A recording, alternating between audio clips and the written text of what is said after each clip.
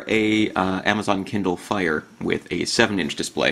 And what that means is basically it's going to fit into the palm of your hand. The 4-inch model is going to fit a little bit easier and also be a fairly pocketable device. It's a lot like a phone, except it doesn't make phone calls unless you're making calls over Wi-Fi with Skype or another voice over IP application. It's probably one of the closest things you're going to find to an iPod Touch with the Android operating system instead of Apple's operating system. As you can see, there's a pretty big size difference here, even though the iPod Touch has a 960 by 640 pixel display. This has an 800 by 480 pixel display, so the screen's not quite as sharp on the Samsung. But in terms of everyday use for surfing the web, playing games, reading ebooks and other activities, the experience is really not that dissimilar. The main difference is that you've got a different operating system here on the Samsung model. You're running Google Android. So if for some reason you're not interested in an iPod Touch or another Apple product, you might want to consider this. It also has a couple of advantages that, besides the operating system, if you prefer Android to the iPhone operating system, you also get a microSD card slot for expansion. So like the iPod Touch, it has about 8 gigabytes of storage, but you can expand that with an extra 32 gigabytes or any increment. It also has a built-in microphone, headphone jack, micro USB port. It's a more standard port than the proprietary port on the iPod Touch. Like the iPod Touch, or like the latest iPod Touch, there's a front-facing camera and a rear camera. But this has stereo speakers and flash and autofocus on the rear camera, which are things that you're not going to find on the iPod Touch. Now that said, this costs a little bit more than an iPod Touch. The 8 gigabyte version of the iPod is $199.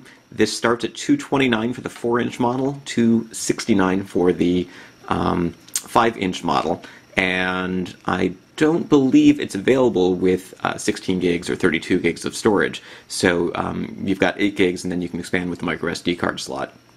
In terms of specifications, it's got a 1 gigahertz Samsung Hummingbird single-core processor.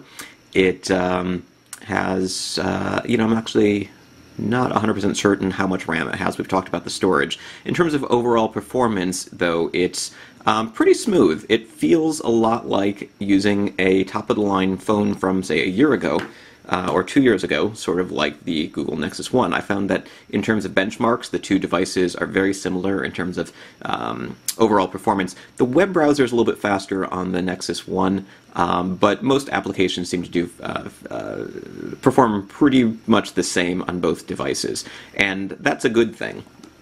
I find that the Nexus 1 is a little bit easier to hold because you can sort of grip your hand around it and reach your thumb from one end to the other. It's kind of hard to reach your thumb all the way across a 5-inch display, but my guess is that if you have a 4-inch model instead, that's not going to be as much of a problem.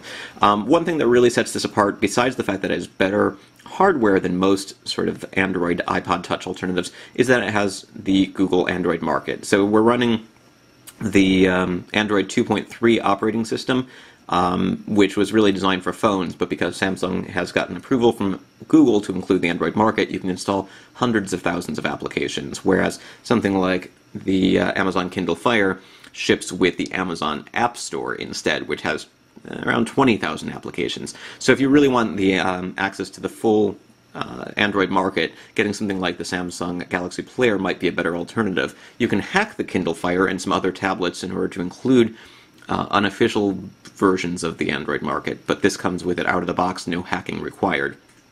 Other optimizations include, and let me just do something real quick here to get rid of my email address. Other optimizations include the TouchWiz software, which, among other things, gives you this toolbar atop the notification screen for accessing Wi-Fi, Bluetooth, GPS, sound, and auto rotation toggles. You can also get to more advanced settings by going into the settings menu. The home screen is a little bit different from the standard Android home screen in the application launcher as well, and you can change out the apps in the dock here by grabbing, well, I didn't do that quite right. Let's remove that from there. By dragging something into the dock. Actually, you know what? I think we need to hit the edit view. There we go. And now we can drag into the dock and rearrange the dock if we want to. So overall, the user experience is pretty good. The camera application also has a couple of optimizations. So for instance, we can do panorama mode or action shots, adjust the flash or the exposure, and some other settings. For some reason I have camera on here twice. What else did I want to show you? It includes, in addition to the Android market, the Samsung App Store. There's really almost no reason to use it unless you want to give money to Samsung. We've got the Gallery application, Gmail application, Google Maps. The Netflix application works pretty nicely. Oh, right. So one last thing that I really wanted to make sure I showed you is, even though in a lot of ways I think that the Galaxy Player is one of the best Android alternatives to the iPod Touch, there are a couple of things that aren't great about it. And that includes these capacitive touchscreen buttons below the display. We've got menu, home, and back buttons, and as you can see, they're kind of hard to see, even in a fairly brightly lit room, but especially in a dimly lit room, unless you tap the display, in which case they glow very brightly. And so if you know where they are in a dimly lit room, it's not too hard to find the home button, but otherwise you might have to tap the screen to see them in order to go home, menu, back. And when you're reading a book, I find, let's go ahead and pull up the Kindle application here.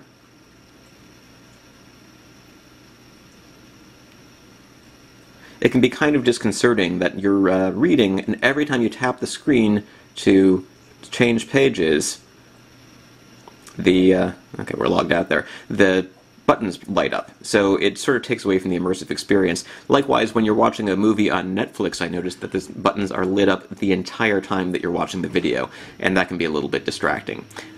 So, you know, not a perfect device, definitely not the fastest device, doesn't have the fastest web browser, and those capacitive buttons, I have no idea why they're as bright as they are, why they light up as frequently as they do, or why they're as dim as they are when they're not lit. But overall, if you're looking for sort of the Android equivalent of an iPod Touch, the Galaxy Player is not a bad device. The 5.0 model has a 25 milliamp hour battery, 2500 milliamp hour battery. The 4-inch model has a 1200 milliamp hour battery. So if you really want the extra battery life, the 5-inch is the way to go. But because of the fact that it's kind of hard to reach your thumb across the screen, and the screen resolution is the same on both, if you don't need that extra battery life, I might seriously consider saving $40 and getting the smaller model. In terms of battery life, I've noticed that around 8 hours seems pretty good. If you're doing activities with the screen on, you should be able to get days of battery life if the screen is off. So if you're just listening to music or performing activities that don't require the display to be on, you should get a really, really long battery life here. And I've noticed that if I leave it unplugged for a couple of days at a time without charging, the battery does go down, but it doesn't disappear completely. That's a problem that I've seen affecting a lot of really cheap Android tablets, but power management overall seems to be pretty good on this. So overall, it's the Samsung Galaxy Player 5.0. It's a good tablet, might be a little bit overpriced considering you can actually get a Kindle Fire for less, but it has a microSD card slot, it has a camera, has a microphone, has the complete Google Android market. Those are features that you don't necessarily get on the Kindle Fire. This is Brad Lin.